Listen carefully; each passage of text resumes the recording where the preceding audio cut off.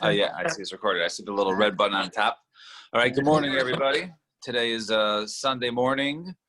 Kuf Chaf is yesterday's blot. Kuf Chaf Aleph is today's. So we're going to try and do two blot today, or almost two blot. So we left off the Mishnah at the top of Kuf Chaf Amar Aleph, right at the end of the skinny lines. So Matzilin Sal, right? So we say over there, Matzilin Sal Malik Ikarais.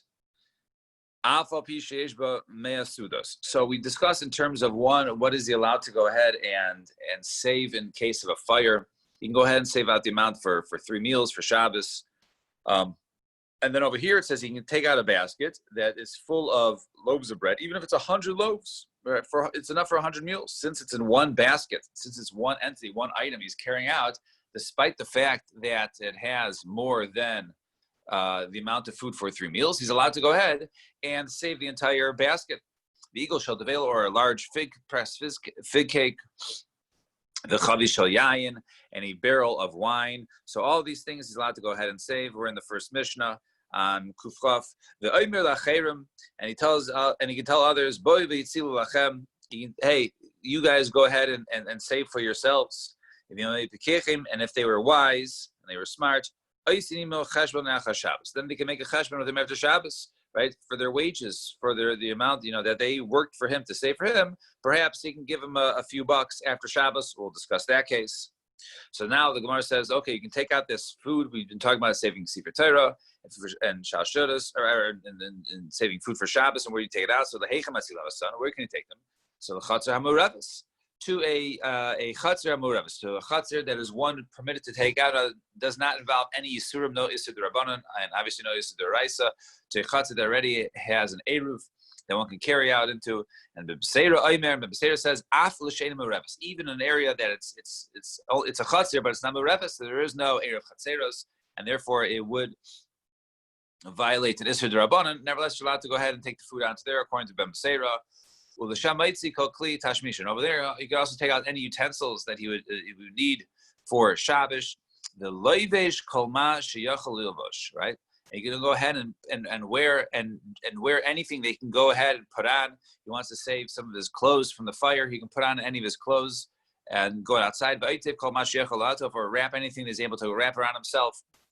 And Rabbi Yosi Aimer Yudches Kalim. There's 18 Kalim, different clothings, which will be identified in the Gemara. The chayzer v'leivesh, and he can go in and out and repeat and put on those clothes, take it outside, then go back and take it off there, go back inside the house, get redressed again, go outside. The aimer lachei can tell others, bo v'yitzilimi, come and help me save and come put on my clothes. He's allowed to tell others to come and help him with the clothes, to thereby putting on his clothes and wearing them outside, and then taking them off there in order to save it from a fire. Let's see the Gemara now. So the Gemara says, we said earlier, we said Gimel Sudos V'Sulo. We said only 3 meals and not more. And over here we seem to say you're allowed to take enough food for 100 meals.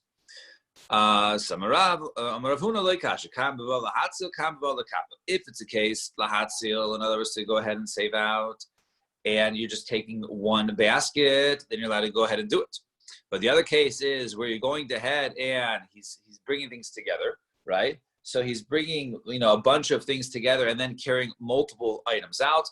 That is the case for only 3 sudas. So as long as over here it seems that you're carrying one item out, that is making it permissible, as opposed to the previous case where you're carrying multiple things out, right? You're carrying it all. Then it'll be us. Then you're limited to 3, enough for 3 meals.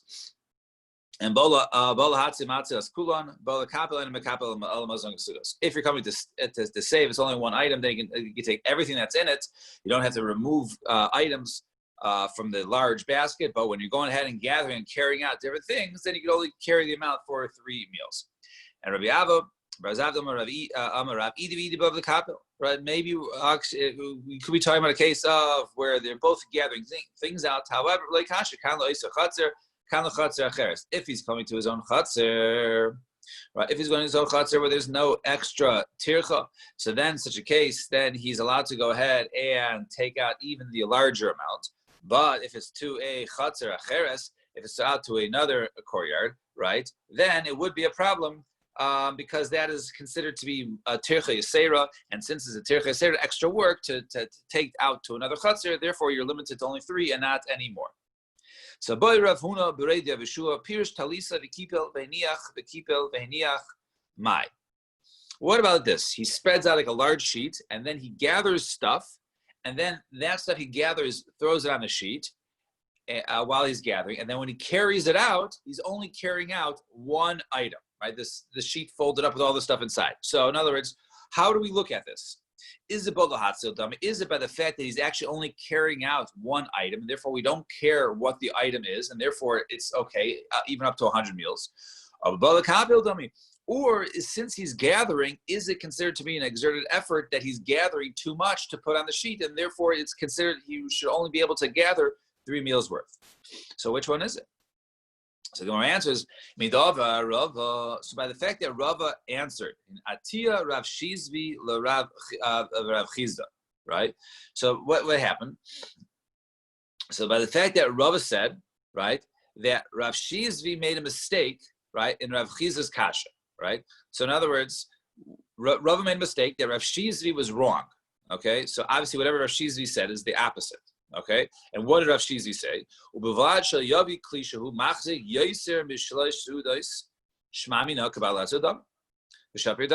So there was a shayla which we saw earlier. Let's say a person had a broken barrel on top of a roof, and the wine was coming down, right? And how to save it? So we said put one kli on the bottom. That's it. You can't go ahead. And so instead of there, what can't you do? So says Rav Shizvi, and the condition that you don't bring a kli, shehu machzik yoisem meshleishudas. You can't bring a kli to save it that's more than 3 meals. Okay? And Rava said, we don't care about the size of the kli that you bring. So he says, Rav Shizi was wrong. So what do you see from there? You see over there that as long as you're allowed to do one kli, right? So therefore, as long as even the kli is larger, it'll be mutter. So therefore, in such a case, it will be so. And therefore, so regarding our case, as long as you take out one sheet, even if you gather a bunch of stuff, it would be mutter to go ahead and do because you're carrying out only one item, and therefore you're carrying out one item even if it's more than 3 meals. And Amar Rav Nachman Bar Yitzchak Rava my too. So what was the mistake he made over there? So Malay Diktani says over there, Vlad Shal Yavi Kli Acher V'Yikla to Kli Acher V'Yitzar. If you know, as long as you don't bring other kelim. But the kli himself that he's bringing out, and always the whole thing over there, you can't bring multiple kalim out there. Multiple kalim to go ahead and catch it by the roof or to catch it in midair. You can't bring multiple kalim, but one kli would be okay, and we don't care if the kli is large, and therefore that was the mistake he did. Fine, 2 dots. The eagle shall devela. So we're in the middle of kufraf. So in other words, even if the kli has more than shalosh sudos in it, or a lot, you can take that kli out. Exactly. You're allowed to take that kli out as long as you're not taking out multiple things, then it's fine. As long as that which you carry out is one basket, then the basket can be even more. And if you take out 3 baskets, then each basket can only have, the contents of 1 meal. Then it's up to a total of 3 meals. But if you're carrying out one item, then we don't care if it's more than 3 meals. So he said, "Eagle shall avail." So what was wrong with what Rav Shizbi said? Because in that case, he says when he limited when you're saving the wine from the barrel, right? If it broke, you're limited to the size of the kli that you're allowed to save it in. But the truth is, you're not. If you're using one kli, it can even be larger than 3 meals, right? Now, so eagle shall avail. So cheshbon mai. So what we said over there, after he saves it, you can go ahead and make a cheshbon after Shabbos. So cheshbon mai. So mai avidose. Well, first of all, opposite. Like what? First of all, getting paid, right? They are taking something which is hefker, right? This guy has lost hope because of fire. He can't save more, and therefore, whatever they save, they should actually keep, right? They can keep it. It's theirs, right? They don't have to give it to the guy, right? The food is being lost. So Rav Chizda, midas chasidus shanuka. So we're talking about midas chasidus. In other words, really, they save the food, and they say, really, we can keep the food if we want, but we're going to go ahead and give you back the food because it originally came from your house, even though basically you made it hefker because you lost hope because of the fire. And Amarava, So Chasidi Aga Shabbos Shakli. Well, if they're active Miz Chasidus, they're going to ask for payment after Shabbos for working on behalf of this guy to save his food. So we're talking about someone who is Yari Shemayim, not exactly Miz Chasidus, but someone who first happened. In other words, the guy over here, what does he say? He really doesn't want to go ahead and take advantage of others, basically take all this food that was once his, right? So there, he's Yari Shemayim, he wants to do that. However, right? But really, he doesn't necessarily want to work for free. So on one hand, he's not going to go ahead and take advantage of the other person because the fact there's a fire and he can't save the other food, and the other food will be lost, and therefore it's really in essence hefker. And therefore, since hefker, really somebody else can come and take and keep it; it's theirs. However, they're not going to do that. But on the other hand, they're going to, that which they work, they're going to go ahead and, ask for payment for their work. If they're wise, so if they're wise and they know this is not considered to be schar Shabbos, it's not going to work on Shabbos because they didn't go ahead and make a stipulation. Okay, I'll go ahead and save this for you if you pay me $10. They didn't do that. They did the work. So he didn't hire them to do anything. After Shabbos, if he pays them, it's not considered to be schar Shabbos. So if they're wise enough to realize, to know how to do this, then it's not considered schar Shabbos. And Aisim cheshbon l'achar Shabbos. Therefore, you can go ahead and make a cheshbon with them after Shabbos. And where can you go ahead and save it to? So if you look at the words of the Mishnah, right? The first case, it says, when he's saving food, he says, come over here, bo v'tzilu lachem, save for you food. But when it comes to the clothing at the end, the last line of the Mishnah, it says, bo v'tzilu imi, save with me, right? Save my stuff. So why is the food their food? But when it comes to clothing, it's his food. So, why by the food it says lachem? Why mission because when it comes to food, you can only have the maximum 3 sudos. Anything more than that is considered to be extra and not permitted. So therefore, it has to be their food that they're saving, not his own food. But when it comes to clothes, it says with me, because we said up there, he can go back and forth as long as he puts it on and carries it out and then takes it up there. He's allowed to go ahead and back and forth multiple times. So therefore, when it comes to clothing, he's allowed to go ahead and save lots of clothes, and therefore he can identify it as his own clothing. And Taner Rabbanan, he can go put on the clothes, take it outside and take it off, and return and go back and put it on, take it off and take it outside. Even the entire day, that is the opinion of Rabbi Meir. And however, Rabbi Yossi Omer Shmaina Esrei Kalim. Rabbi Yossi says no, he can only go ahead and save 18 kalim, right? 18 different clothing.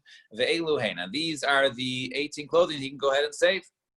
Miktayran is a coat, right? An unkali is also another type of outer coat that's worn with it, umpunda, and with its belt. And kalbus shalpishin, and then some sort of like vest made of linen. The chaluk, right? And a chaluk is like a tunic that was worn. The apilios, and I guess a rope that was worn underneath. Umafores, and I guess a mafores is wrapped around their head.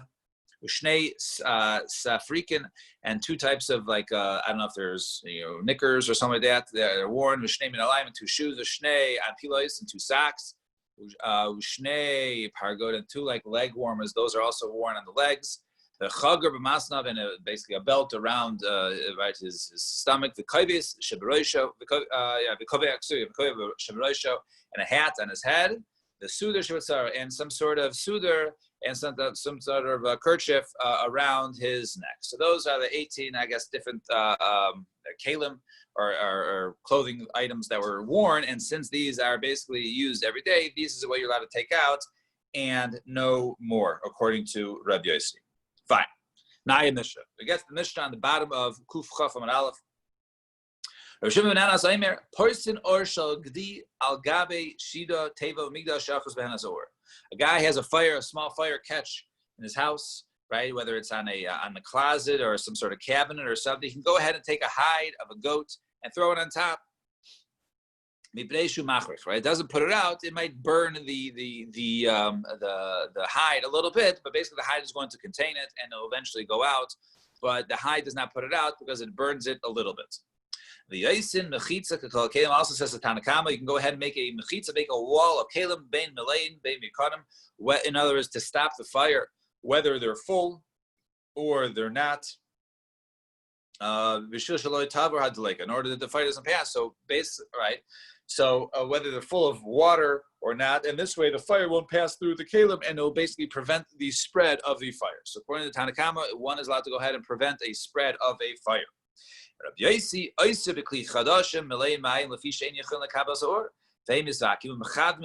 what happened? According to Rabbi Yosi says no. If these are new utensils, new earthenware utensils, and they're full of water, that's forbidden. Why? Because the new earthenware utensils aren't strong enough to take the heat. Since they're not strong enough to take the heat, they will crack and they will break, and they're containing water, and that water will cause the fire to go out. So this is a problem of extinguishing fire. So we don't allow a person to go ahead and extinguish fire on Shabbos, and therefore we call upon we according to Rabbi Yossi, you're not allowed to go ahead and fill it up with kalim that are going to break, because you're going to cause the fire to go out. So Amar Rav Yehuda Merav, says the Gemara, 4 lines in the bottom. Amar Rav Yehuda Merav, talis she'achos ba'or mitzad echad na'isni l'olah mayim mitzad acher. If you have a talus, let's say one end of the talus is on fire, you're allowed to go ahead and, the fire is going to spread across the talus, and you're allowed to go ahead and put water by the other end of the talus. Now, you're not putting water on the fire, you're putting it on the other end, so when the fire spreads across and it gets to the water, then it gets extinguished there, that's mutter. V'im kavsa, and it goes out, it's not on me, it's fine, it's mutter. So Mesi has a kash, a talus shachas ba, or if you have, our same case, a talus that here's fire on one side, so poishto mischasa ba. You can go ahead and you could open it up, right? You could open up the talus, right, and cover it. And you can You can go ahead and you can unfold it, right, and bring it out, but you can't go ahead and put it out. It doesn't mention anywhere about using water. It says you can only open up. If it's all in a bundle, then obviously the fire is going to catch everything. Everything's going to burn. But maybe if I open it up and I unspread it and I unfold it, maybe the fire won't catch through us. So you're allowed to do that, but you're not allowed. It doesn't mention anything about water here. Right? Or if there's a fire on it, you can go ahead and open it up to read it, as you extend it so it's not all together, it won't all catch fire right away. Perhaps it will spread, perhaps it won't. So you open up all the way. If the fire goes out, it goes out. So so why did the one case say you allowed to put water, and this one says you're only allowed to unfold it? So what's the difference? So maybe he holds like Rav Shimon and Anas, right? Who said earlier, who was the first opinion in our Mishnah, that said you're allowed to go ahead and basically use kalim, right, different utensils, and if they, sort of causing or putting something on it that even though it doesn't cause it to go out, basically it's more of a grumma. It doesn't exactly put it out, but it's more of a grumma, it's indirect causing to put out. So maybe that was the one who said that you can put water at the end of the bag. They would hold like Reb Shimon ben Anas. So Gemara says, Reb Shimon ben Anas mipnei shu machrich garim kibui miyamar. Reb Shimon ben Anas, he says, well, it does burn the hide a little bit. That was what he said, because it singed it a little, it burned it a little bit, but it didn't say you can go ahead and put it out because it extinguishes it. Who says he holds that you can actually cause it, right, indirectly cause it to put it out? Miyamar, the Gemara says, yes, make the Tari say the safest is Rabbi Yosi, typically cheres chadashim le'mayim sheinu yechol kabel soor. So, because Rabbi Yosi said on Rabbi Shimon ben Anas, he says you're not allowed to go ahead and use new kalim that will break and will cause the water to put out the fire. So Rabbi Yosi says you can't use something that will indirectly put out the fire. Mechlal, you can infer from there the Tanna Kama Shari, that the Tanna Kama, Rabbi Shimon ben Anas, would hold that you are indirectly. So we see clearly that Rabbi Shimon ben Anas would hold that indirectly one is allowed to go ahead and put out the fire by basically causing something else, to cause the water to get it, so to put it out. So Tanna Rabbanan, Ner shal gabi tavla menaris the tavla v'hina felas. So if you have a candle, right, that's on top of a board, let's say a person needs a board on Shabbos, menaris the tavla v'hina felas, you can go ahead and shake it, right? If you need the board, and if it falls over and it puts out, it gets put out. We're only talking about he's allowed to go ahead and move the board and shake the board where the lamp falls off. If where the lamp was basically placed or the candle was placed upon this board, right, it was forgotten there before Shabbos. But it was placed there purposely before Shabbos, then nasa basis is davar aser. Then it was intentionally placed there, and therefore it's considered to be a basis. It's considered to be a base for the davar aser, and so which is the davar aser is considered to be muksa, and therefore you will not be able to allow to go ahead and shake it off. and because it itself is muksa. So Tana, ner shachrei adelas pasech v'noyel kadarko. If you have a candle which is behind the door, and you're allowed to go ahead and open the door regularly, if it goes out, the fire goes out, it goes out from the wind that's caused by opening the door. So Rav. So Rav, he was very angry with his psak. He held his. Holding? I'm sorry. Where are we holding? We're on days, around 10 lines down from the top. I think the last line was conjugate, wasn't it? 10 lines down from the bottom, you said, or from the top? From the top. Okay, where it says conjugate? What? 12 lines. It says conjugate, yeah. Right? Is a CrossFit conjugate. That's a. I got so now, it. so we say, all right. So we say lies to Rav. So Rav, he basically cursed. He was angry with when we gave the psak. How can you go ahead and say you can open the door and it will cause the fire to go out? Similarly, Ravina Ravacha, buried the Rav. Then some say Ravacha, buried the Rav, Ravashi. My time, Rav. What was the reason why Rav is upset? So either the Rav sever like Rabbi Yehuda. If you're saying because Rav held like Rabbi Yehuda, right? That holds that Davar Shemus Kavin is still usher. In other words, even though he doesn't intend to put out the candle, but since he opens the door and the fire goes out, so Vitani Katana like Rabbi Shimon, and this, then whoever says that you're allowed to go ahead and mutter and do it, it holds like Rabbi Shimon. So Rashum the Rav sever like Rabbi Yehuda called the Tani Rabbi Shimon Malit Lay. Why? So because Rav he himself holds like Rabbi Yehuda. So anytime someone taught a brisa like the opinion of Rabbi Shimon, he would go ahead and be angry and curse whoever who said his psak. Right? There's another brisa. It's a clear machlokes in Rabbi Yehuda and Rabbi Shimon. Right? So it's a machlokes. It's not like the halacha is like only one way. There's two. There's the two thoughts of there's two ways of thoughts there. There's Rabbi Shimon and Rabbi Yehuda. So you can't go ahead and basically curse anybody who taught like Rabbi Shimon. So he says no. In this case, he'd open the door when the wind would come and it would put out the candle. The reason why it's usher, and you should not say it's supposed to do. In this case, even Rabbi Shimon, who holds normally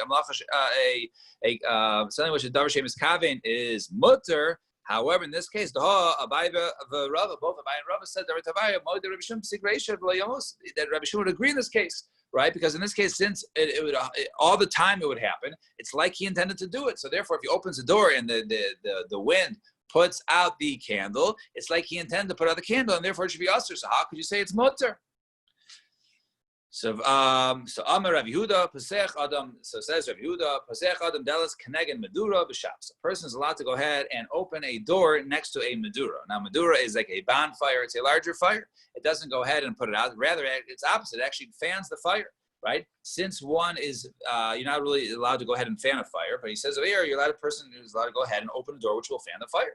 So Abai, once again, Abai became upset with this psak. How can you go ahead and teach that? So Mayaskina, what case are we talking about? If we're talking about a regular wind which doesn't really have an effect on a bonfire, my time of demand usher. What would be the reason to hold that it's usher? Right? Since it really doesn't have an effect on fanning this fire, why should it be problematic? And if we're talking about an unusual strong wind which would fan it, my time of demand shari, what would be the reason according to the one who says it's mutter? So Gemara answers the Yelam Baruch Matsuya. Really, we're talking about a wind that is common. And Mar Sava Gazuna, Mar Sava Gazuna. One says no. If we hold that it's mutter to go a regular case, if it's an unusual wind, he might come ahead and open the door, which will actually fan the fire. So therefore, one should never open the door, even if the wind doesn't have an effect. And the other opinion holds that no, if the wind does not have an effect, we're not the guys, or we don't make any sort of decrees about other cases, and therefore it would be permitted to go ahead and open the candle in this case. Fine. Oisin mechitza v'chulei. So to that's right. So we say there, oisin mechitza, you're allowed to go ahead and make a wall of Caleb, and even if there's what's it called? There's wind that even if there's water, inside the Caleb, that it will go ahead and the Caleb would break and the water would put it out. It's still mutter to do. So l'meima the rabbanon savi garam kibui mutter. Are you telling me that the rabbanon would say you can go ahead and have a Caleb and some of the Caleb break and it has water in it and the water will put out the fire? That they hold that one, it indirectly causes the fire to go out is mutter. Rabbi Yossi savi garam kibui aser. Rabbi Yossi is more machmer. He holds garam kibui aser. But if chashvin lo, we actually learn an opposite. The Tani learned Bryce Isim Mechitza Bekalim Rekanim Umalayim Shein Darkali Shtaver. Bryce says that one is allowed to go ahead and make a wall of kalim which are empty, or full. Shein darkly shtaber, and it can be full of water even if it's not the normal way to break. Veil malayin shein darkly shtaber. And these are the type of utensils that don't break when they're, they're not normal for the break. Klimatechos, right? Metal kalim, right? If you go ahead and you take metal kalim and you fill the metal kalim full of water, so that you're allowed to go ahead and build a wall so the water doesn't pass through, because it's not the normal way of for these kalim to break and the water to put out the fire. And Rabbi Yaisi Aimer af kli kvar shichin v'kli kvar chananya. Even the utensils, kvar shichin and kvar chananya, right? Those kalim, he's adding utensils that also don't break. So we see the Rabbanan were more machan. The Rabbanan said only metal. And comes Rabbi Yossi's more makel, it says no, you can even use others. So we see over here that Rabbi Yossi is the makel opinion, allowing you to do it, which is opposite from our Mishnah. Our Mishnah says, Rabbi Yossi says, no, you can't use new vessels, so you can't use new kalim because those kalim will break. Right? So it's the opposite over here. So if you want to say epoch masni said, maybe flip around a Mishnah, Rabbi Yossi, and really Rabbi Yossi was the one who was makel. You're allowed to go ahead and indirectly put out the fire, and the Mishnah was opposite. In this case over here, when he added the others, and he says, these will also not break, but Rabbi Yossi he himself holds you can use ones that will break. Rabbi Yossi, the Bryce, so the Divrei Komar, maybe he's just saying, according to you rabbis, your opinion, Rabbanan, who hold that you can't use kalim that don't break. Well, in addition to metal ones, you can also use the ones from kvar chananya and kvar shichin. And can you go ahead and flip around the shitas? We have a statement of Rav Bar Techliva in the name of Rav. It says, Mantana garam kiboy aser. Who is the opinion who holds that indirectly causing fire to be put out is aser? That is Rabbi Yossi. That is clearly Rabbi Yossi. So we know that is Rabbi Yossi's opinion. So we can't flip around a Mishnah and say Rabbi Yossi was the one who says you could use it. So don't flip around. Rabbi Yossi, and really the opinion is not. There's no Tanakama than Rabbi Yossi. Rather, the entire Brisa is the opinion of Rabbi Yossi. And it's missing a part. This is how it should read.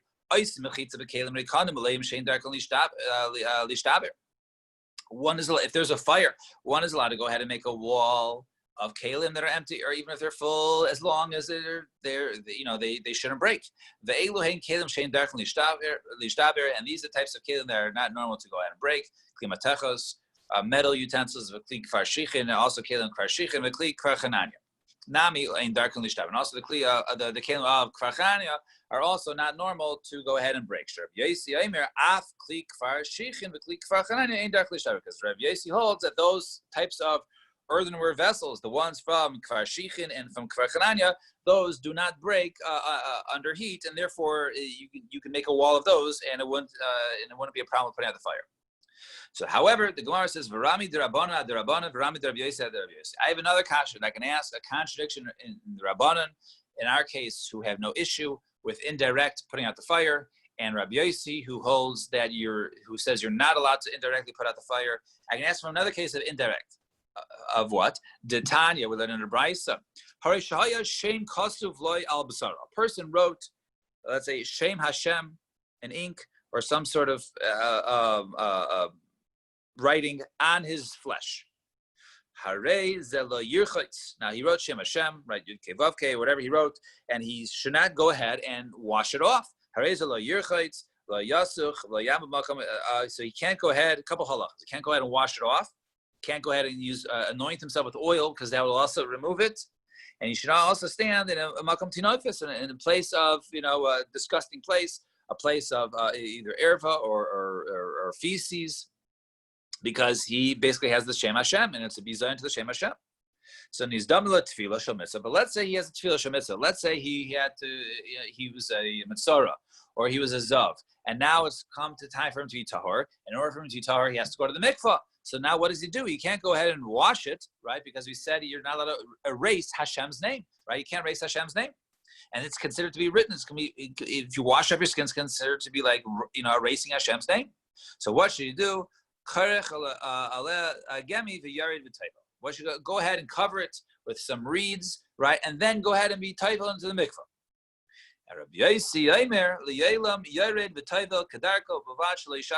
Says Rabbi Yossi, you can go into the mikvah, just don't scrub it. If it comes off, it comes off. So what do you see over here? It's opposite, right? The Rabbanan say even indirectly it's no good. In other words, if you indirectly erase Hashem's name by going in the water, it's no good. So therefore, cover it up with this reed when you go down into the mikvah, right? But according to the other opinion, Rabbi Yossi, he says, oh, no problem. You go in the mikvah, it erases. So that's the opposite of our case from our Mishnah. Our Mishnah says, you go ahead and put kalim, the kalim break in the water, puts it out, right? That's no problem. That's the Rabbanan. And Rabbi Yossi is the one who says, no, you can't even indirectly do it. So we see they're opposites in our case. Isn't that a problem with chatzitza? Ah, good question. Very good. So the Gemara is going to touch on that. Very good. Excellent. Woohoo. So the Gemara says, the Gemara says, so Shani Hasim is different there. Why? Damar Kar, the pasuk says, "Vivadim es shema min hamakom ahu, lo yisasun kein laHashem elokechem." So it says over there, to erase Hashem's name, you should not do.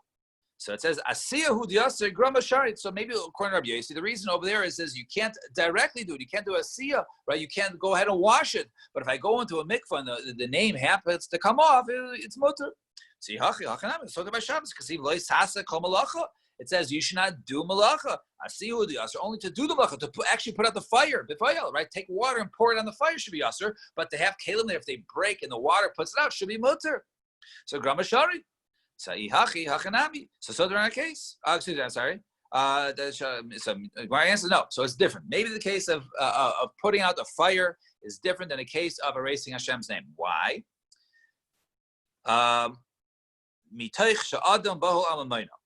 Because a person worries about his money, and if we permit him to go ahead and put out kalim, right? They have water in it, they'll break it, put it out. He might come directly and just put out the fire and says, "There's no difference. I'm putting out the fire anyways. I might as well just put out the fire." So since a person might come ahead and put out the fire because he's worried about his money, therefore we're not going to allow him, right, to indirectly put out the fire. So if that's the case, it's a kasha in the Rabbanan. The Rabbanan allow you to go ahead and do it.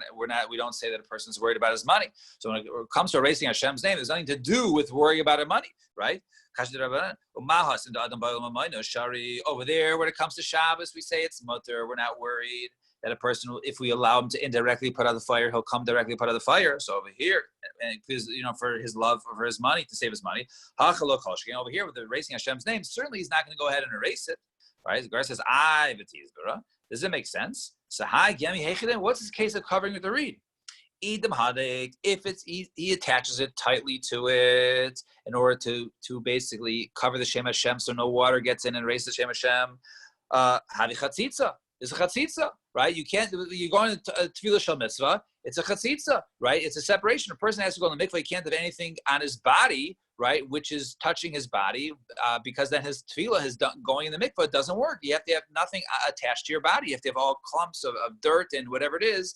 And so if he has this reed on him and the water can't get through and touch all of his skin, so then it's a chatzitza. And if it's not, if he doesn't put the reed on tightly, then right? By my chatzitza, right? So he says, if that's the case, if it's not tightly, right, then it's ineffective of blocking the water from erasing Shem Hashem. The Shem Hashem will be erased. So what does it put again? If you put on real tight, it's a chatzitza. If you don't put on tight, it's not effective. So when it says chatzitza, wait, you're asking if it's chatzitza? Typically, mishum dio, right? The ink itself should be chatzitza, right? Not just, if you're talking about chatzitza, what are the ink itself? So my answer is no, balacha. Maybe the ink is still wet, it's still moist. The time you learn it right. So hadom, ba'adio, ba'adavash, ba'chalav. So these different liquids or whatever, blood, ink, honey, and milk. So yivashim, if they're dried off on the skin, then there's a chatzitza. Then you have to scrape. You have to get those off. However, lachim, if it's still moist, then ein chaitzin, and it's not a chatzitza. So mikom kasha. Nevertheless, it's still kasha. So why we tell you to bring in this reed or not, and we see the Rabbanan are worried you have to bring in the reed. So Amarava by Rav Shila Haina Tamed, the Rabbanan, the reason called the Rabbanan, you should cover it up. It's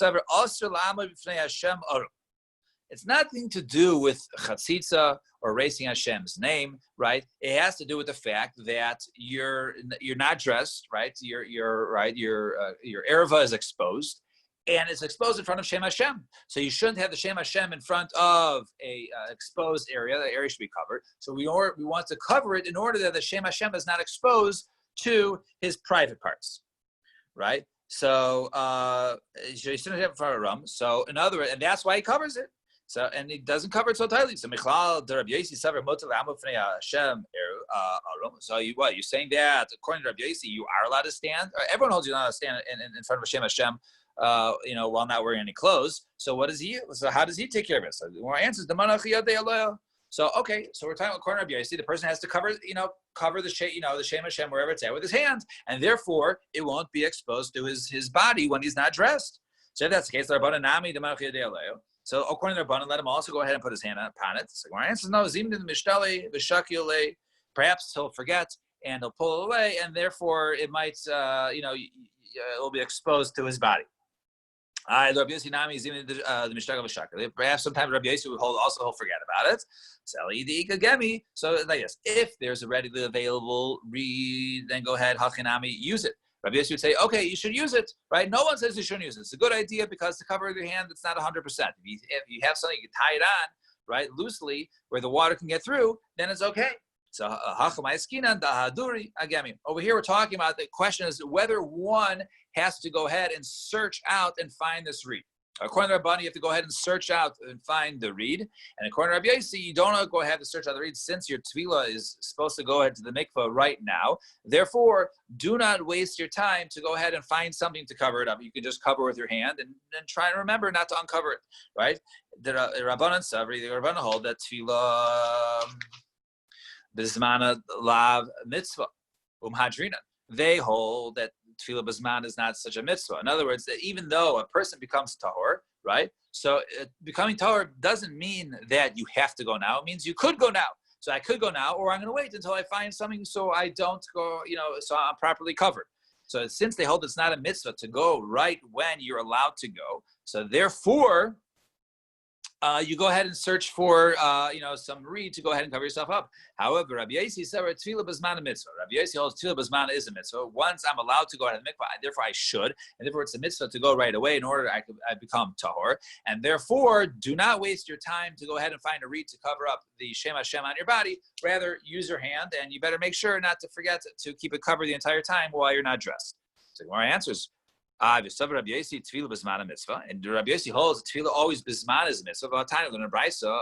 Hazav v'hazava hamatzayra v'hamatzaras bayel nida v'tamei meis tefillasam b'yayim. All right, a zav, a person who was a zav, semen will drip, right, or a zava, or a woman, right, who was a zava, she had to flow 3 days. Matzayra, a man with leprosy, or a woman with leprosy, or a person who had relations with a nida, or a person who came in contact with Tommy Mace, so they have to wait. All these people are 7 days. Tfilasin b'yayim, their tefillah is on the 7th day, even if that day is Yom Kippurim. A nida v'yoledes tfilasa and balayla, or a nida and a yoledes, or a woman gave birth, and they can go to the mikvah there at night. There is balayla, even if it is on Yom Kippurim. And balkari tayvel v'halech kalayim kulo, and balkari can we go ahead to the mikvah? You can go the entire day. Rabbi Yossi says once it's mincha lamala, ein tzarech. Once it's mincha lamala, then don't bother because you didn't go earlier. Then you shouldn't bother. So we see Rabbi Yossi holds that you can go ahead and push it off. According to Rabbi Yossi, going bismana is not as important. So you just said Rabbi Yossi is very makina bismana. Over here he seems to say, okay, once it's already mincha time, just you can push it off to the next day. So our answer is no. Rabbi Yossi, Rabbi Yehuda, he does the opinion of Rabbi Yossi, Rabbi Yehuda, the Amar Daya Tefillah B'Achrona. He says no, that over there you don't really need tefillah each every time. Over there that had to do with the suffix, or woman who miscarries, or the boy or a girl, and which zman it was, and it would be a total up to like 35 different dates. And Rabbi Yossi, Rabbi Yehuda holds that no, you just do it at the end and it'll have everything covered, because Rabbi Yossi, Yehuda holds that it is not a mitzvah tefillah bismana, and therefore two different Rabbi Yossis. Our Rabbi Yossi holds tefillah bismana is a mitzvah, but Rabbi Yossi, Rabbi Yehuda holds that tefillah is not a mitzvah, and therefore there's no contradiction in Rabbi Yossi. Fine. Naya Mishnah. Get to the Mishnah on top of Kuf Chaf Aleph from Aleph. Mishnah says, Nochri Shaba Lechabos. If there's a fire, and all of a sudden a nice neighbor comes, a guy comes, you can't tell him to go ahead and put out the fire. However, also but you don't have to tell him don't put out the fire. You can say nothing, right? You can't tell him to put out the fire, but you don't have to stop him from putting out the fire.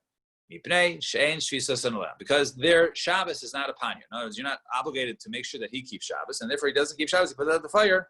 That's on him, that's not on you. About cotton ship, all the Shabbos, but if the cotton comes to try to put out the fire, ain't shamin low, right? You can't go ahead and listen to him, you can't allow him to go ahead and put out the fire. You have to go ahead and stop them because their shvisa, their Shabbos is upon you, right? They're required to keep Shabbos. They're even though they're not mechuyev as a person, but a cotton is required to keep Shabbos via his parents. So let's see the Gemara. Amar Rabbi Ami, when it comes to a fire, a person is allowed to go ahead and announce, whoever puts out this fire will not lose. I.e., I will go ahead and we'll cheshbon it up after Shabbos. He's allowed to say that. So regards the name of Saile, okay, maybe our mission is a proof where it says our mission says that when it comes to Shabbos, you can't tell them to go put out the fire or hey, stop putting out the fire, right? Because their Shabbos, them interesting on Shabbos is not chiyuv on you. However, you can't tell them to put it out. But you can say whoever puts it out will be rewarded. So you can't give him a direct command. You put it out, put out the fire. But you can say whoever puts out the fire, I'll go ahead and reward. I'll pay. So maybe our mission is a proof for that. So it says aim a safe. Look at the next line. Al techabe lo amrina. You can't say al techabe, right? Lo amrina.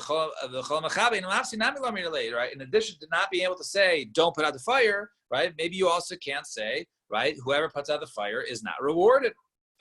Whoever puts out the fire is going to be rewarded, and therefore maybe you also can't say it. In addition to saying that don't put out the fire, and therefore maybe it's all forbidden. So rather for my Mishnah, he's not saying directly that the goy is going to be rewarded. He's saying right. You won't lose out. That's right. different. So in other words, right. He's saying in an indirect way that he will pay, but not directly that he will. Right. So that is according to Rabbi Ami. Rabbi Ami says that, and then we tried to bring a proof from our Mishnah, but they weren't able to make the proof from the statements of the Mishnah. But it was still the opinion of Rabbi Ami. Right, Rabbi Ami says you can indirectly say whoever does it, they won't lose out. They'll be rewarded at their Shabbos or whatever it is, but you can say they won't lose out. Tanu Rabban. Ma'aseh v'naflo d'leika b'chatzer shel Yosef ben Simai b'shichim. One time there was a ma'aseh that there was a fire in the chatzer of Yosef ben Simai and Shichin. Uba anshe gistari shel tzipari l'chabas mipei she'af terufus shel melachaya. So they went. He was a chashuv person, Yosef ben Simai. So they went. They heard there was a fire in his house. So the king sent over people to go ahead and put it out because he worked for the he worked for the king. He worked for the king. He was a treasurer or something, and he sent people. However, he didn't allow them to. He says, no, please don't put out the fire. It's can't put out the fire. Don't put out the fire on my property on Shabbos, even though you guys are goyim. And it would be permitted for you to do it. We don't put it out because of the covenant of Shabbos. And nevertheless, a miracle happened, and it rained, and it put out the fire. And the Arab night,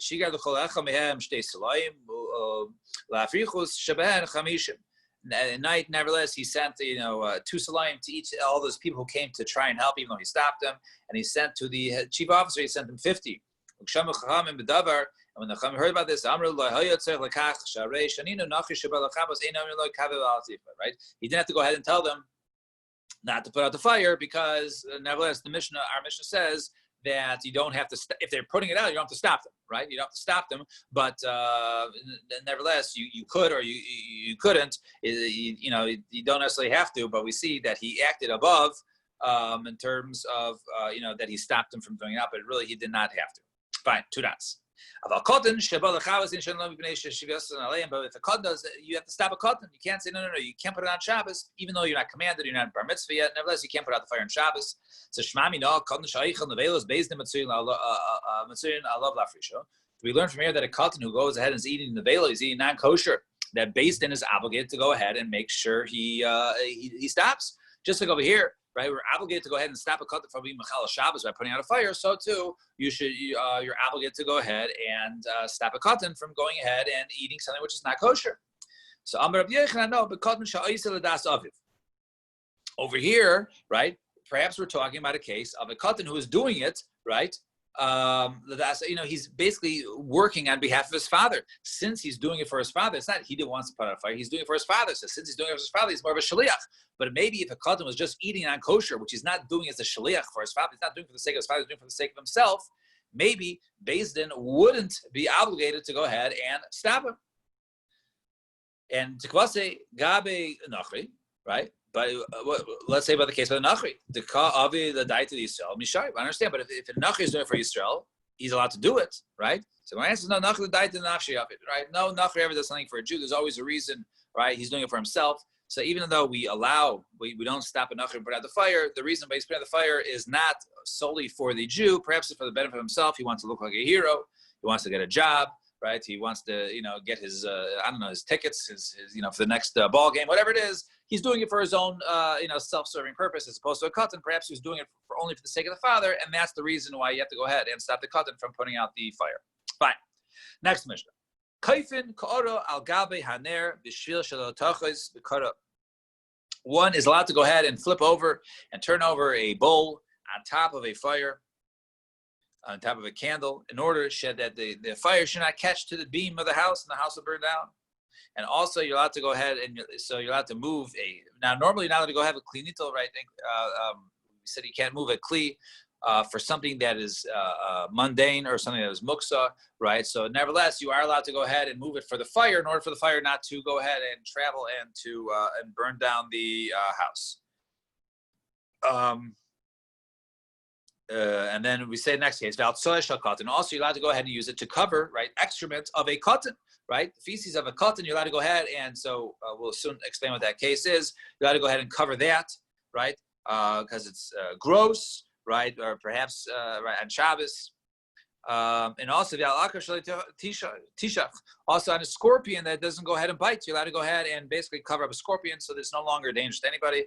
And however,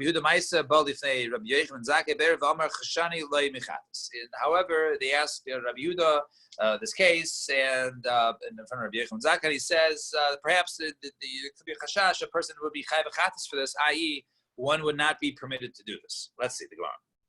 So Rabbi Yehuda, Rabbi Yirmiyah bar Abba, Rabbi Chanan bar Rava. So the three of them, Rabbi Yehuda, Rabbi Yirmiyah Abba, and Rabbi Chanan, were ichlo lebei Avin. They were in the house of Avin Demin Neshika. Avin, who has lived in Neshika. The Rabbi Yehuda of Rabbi Yirmiyah, the two first guests, Rabbi Yehuda and Rabbi Yirmiyah, bar Abba, Aisu, turn the page, right? Aisulu Paraisa, he brought out a nice couch to sit on. However, Rav Chanan, the third guy, Rav Chanan bar Rava loy Aisa. He didn't bring out a chair to sit on. He basically sat on the floor. So Ashke Masni Law. So I guess Rav Chanan wasn't so pleased. So he saw the Masni Law. He was teaching his son He was teaching our Mishnah, and he says you're allowed to go ahead and cover the tzah of a cotton, right? The feces, right? The excrement of a cotton, because for the sake of the cotton, right? In order that I guess he doesn't play with it or walk in it to get dirty in it, right? His mother will beat him, right? You can't go ahead. You're allowed to go ahead and cover the tzah. So Amarle Avin.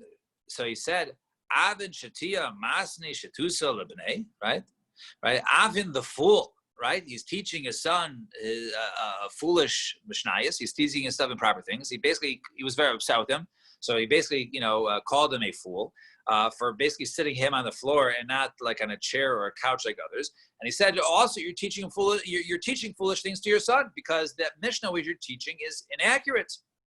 What's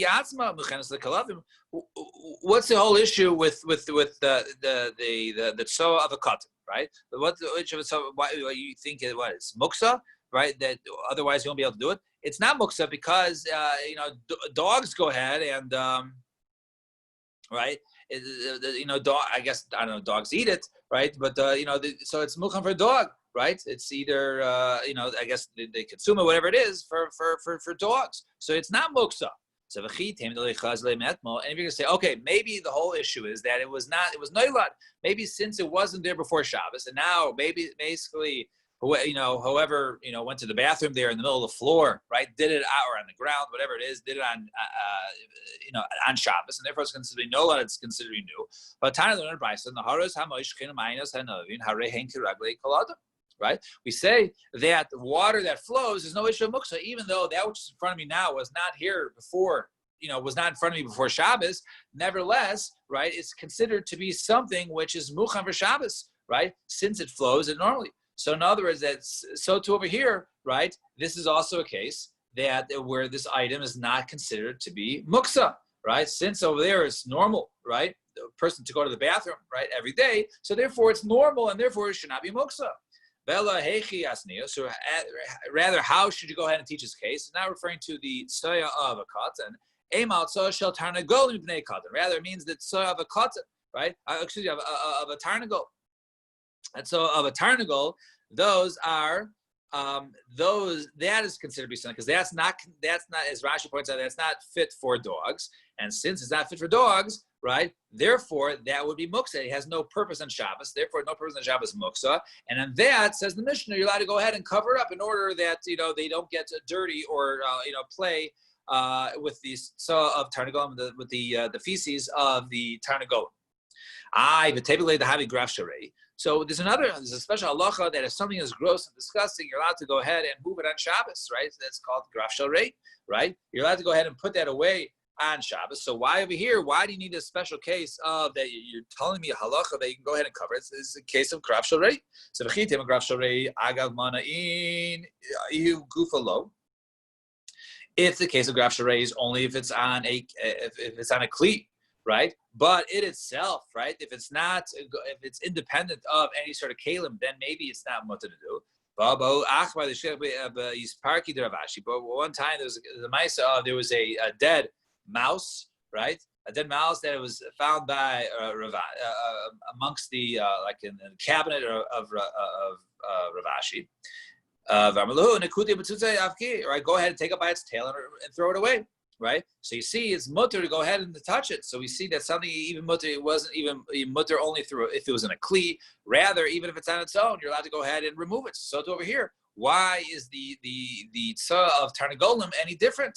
So Gemara says no. Over there, be ashba, right? So over here, the reason why you can't go ahead and remove it directly, right? Like graf sharei, we said graf sharei, you're allowed to go ahead and remove it just like you remove the tail. Over here, the feces of the chicken, the reason why you need only a kli to go ahead and cover it and not to go ahead and remove it itself is because it was found in the ashba, it was found out in the garbage area. So in the garbage area, those things, that area, since it's really sort of the place for it, so therefore we're not worried. You can't. It's not really a case of graf sharei where it's in everyone's way on Shabbos, and therefore you can remove it directly. Rather, just go ahead and cover it up because it's the ashba. So the Gemara says, "We called the ashba my boiling." So I understand. So why is there a cotton out in the ashba? If you're talking about a case of the ashba, why can do it at all? What's the cotton doing it there? You're allowed to cover it in order to prevent the cotton from stepping in it or getting dirty with it. Why is the cotton out there? So Gemara says, "B'chatzers." So in the chatzers, chatzir nami graf sharei. So even if it's found in the chatzir, you should be able to cover it. There's no difference between graf sharei. You have the heter of removing something that's disgusting on Shabbos because chatzir is a place where people are common. The Gemara says no, but there's a place in the chatzir where the garbage goes. Where the garbage goes, people are commonly there. So therefore, you don't really have the heter of moving it directly, right, like with your hand. But since there are kids sometimes found there, therefore you're allowed to go ahead and cover it up. Fine. 2 dots. Then we said you're allowed to go ahead and cover up your akrav shaloi tishach, right? You're allowed to cover it up in a scorpion in order that it won't go ahead and bite. So Amir Shimon Levi, kol hamazikin nahargin b'Shabbos. Anything that damages, you're allowed to go ahead and kill on Shabbos. Made the blanket statements. You're allowed to kill anything, right? Any sort of insect, or whatever it is, or snake, something that will go ahead and kill. You can kill that on Shabbos. Even animals. So Meisiv Rav Yosef, Chamisha Nahargim b'Shabbos. There are only 5 things, not everything. Only 5 things that you can kill on Shabbos. These are it. Zevu Shaberet Mitzrayim. I guess the fly in Mitzrayim. I guess that was a killer, mosquitoes or whatever it is. I'm not sure. The Tzira Shebenuya and the wasp of the Shebeninve. The wasp that was in Ninveh. The Okrav Shebechadiyov and also the scorpion that was in Chadiyov. The Nachash Sheber Yisrael and his snake in Eretz Yisrael. The Kelev Shayt B'chol Malkom, and a dog, and a crazy dog, perhaps ravenous, a dog with rabies, right? Any sort of wild dog can be killed anywhere. So we see these 5 animals can be killed, but not everything. So Mani, whose opinion is this? Elam Rabbi Yehuda. If you're telling me it's Rabbi Yehuda,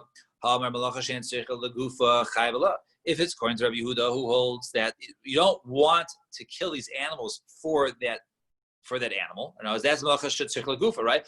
If I want to just stop it, that's malacha shetzich lagufa. But nevertheless, according to Rabbi Yehuda, holds your chayiv. So it must be Rabbi Shimon. V'hani hu d'shari achrini lo. But according to Rabbi Shimon, because it said malacha shetzich lagufa is mutter, but it sounds like we said earlier that only the 5 and not more. So Rabbi Yirmiyah, ma name alon daha mitarasi. All right, Dilma Mishabashi, who says this is the proper way of the proper brisa, right? Maybe the brisa over there was wrong, and therefore maybe that this is a mistake, right? So Amar Rav Yosef, no, Ana Masnisala, Vaisinala, Ana Mitarsinala. So he said, no, I had this brisa, and therefore I taught this brisa, and there was, and I'll go ahead and answer. What's the difference? Barotsu acharav v'divrei. When's the case we're talking about when you're allowed to go ahead and kill any of them? It's when it's chasing after you. If anything, all in the Zika is chasing after you, then you're allowed to go ahead and turn around and kill it. But if it is not threatening you, if it's not chasing you, then it's only those 5 cases, because those can come around and sting you or kill you in another way. But the other animals to go ahead and kill only if they're chasing you, if they're running after you. Otherwise, it would not be permitted.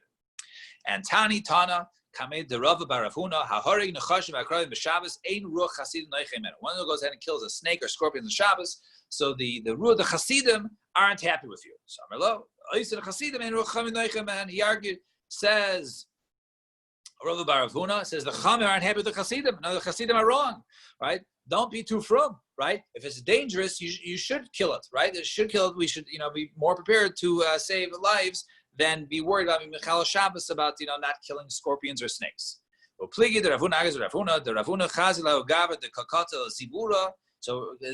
argues with Ravuna because one time Ravuna saw someone kill a bee. Right? Did you finish all of them? No, this guy's in a sukkah. He kills one bee. Right? Did you take care of those? There's 15 other bees here. Right? You didn't do anything. All you did was kill a bee on Shabbos, but you didn't take care of the problem because there's still 15 other bees, and you're never going to kill all the bees. If one chance he comes upon snakes or scorpions on Shabbos, or not even on Shabbos, so hargon biadush nizal hargon, right? If he kills it, you should know that it was destined for him to go ahead and kill it. Lo hargon, but if he does not go ahead and kill them, biadush nizal hargo, really they should have killed him. And some sort of Nes Min Hashemayim came and saved his own life. So in other words, if he kills him, he was supposed to kill him. And if he didn't kill him, it was really they were supposed to kill him, but he was saved Min Hashemayim. And Amar Ula V'Temer Rabba V'Temer Rabba Barachana Amar Rabbi Yechlan B'Nishufin Bo. Only we're talking about when they were barking, they were hissing after him. If they were hissing after him, then they were trying to kill him. Otherwise, you can't necessarily say that they were destined to go ahead and kill him. And Amar V'Yava Bar Kahana Pamachas Nafal Echad B'Beis HaMedrash. One time we were learning there, and a snake fell in the Beis Medrash. The Amad Nivasi Echad V'Hargo, and a person from Niva, he stood up and he killed it. He killed the snake. Amar Rebbe Pagabo Kiyotzibo. Right. The one who killed it was just like it. All right? And they didn't know what he said. What does it mean? The one who killed it was just like it, right? This is like an insult, right? Was that a compliment? Was that a good thing or a bad thing? In other words, what did he mean to say that the one who killed it, right? That this guy who stood up, who killed the snake was just like the snake. What did he mean? So Tashma can listen. The Rabbi Abba Berei, the Rabbi Chia Bar Abba, the Rabbi Zera Havi Yossi, Ikle the Bei Rabbi Yanai. That one time, Rabbi Abba, the son of Rabbi Chia Bar Abba, and Rabbi Zera, they were sitting in front of the house of Rabbi Yanai, and Nofek Milsam Ibnayu, and the Shana came up. So, and boy, name Rabbi Yanai Mahu Lahargo Nechashim V'Akravim Shabbos. They asked whether a person go ahead and kill Nechashim V'Akravim on Shabbos. Amarlu, so Tzira and Yehirik, right? So he says, even if it's a Tzira, right, I will kill, right, a wasp, a bee, right, I will kill that on Shabbos. And certainly Nachash Akrav. So we see over here that it's a good thing, right? It's a good thing that a person should go ahead and kill it. And therefore he's saying the person is just like it, he did a good thing. So Gemara says, no, Dilma Lefi Taimo. Maybe that what you said, you can go ahead and kill it. It's only Lefi Taimo. In other words, you can do it if there's a wasp and I'm walking, I don't have to stop myself from not killing it. If you time out, person goes ahead. He if there's, I guess, rook, there's spit, right, on the ground, right. He doesn't, right, and he's walk on it, even though he's flattening or he's filling up holes, right, but he's just walking. That'll be mutter to do. From if you tell him if there's a snake there and he's just walking, he'll kill it. If he snaps on it, he can just keep walking and kill it. Also an akrav, you can go ahead and walk normally. You can walk normally without changing your pace. If you kill it, you kill it. That's not a big deal. But maybe that was the case. But maybe to go out of your way and to kill it, maybe that's a bad thing. And so we'll stop here. I know it's getting long. All right, it's 8 o'clock now. So tomorrow, Mitzvah Shem. So I think what I'm going to do, I'll put out a notice. But I think what I'm going to do is I'm going to go ahead and make a tape of tomorrow's shir. Then I will post it to the chat. I'll maybe even post it today. And then, so we will resume the live shir on Tuesday, Mitzvah Shem. So everyone have a wonderful day. But, I will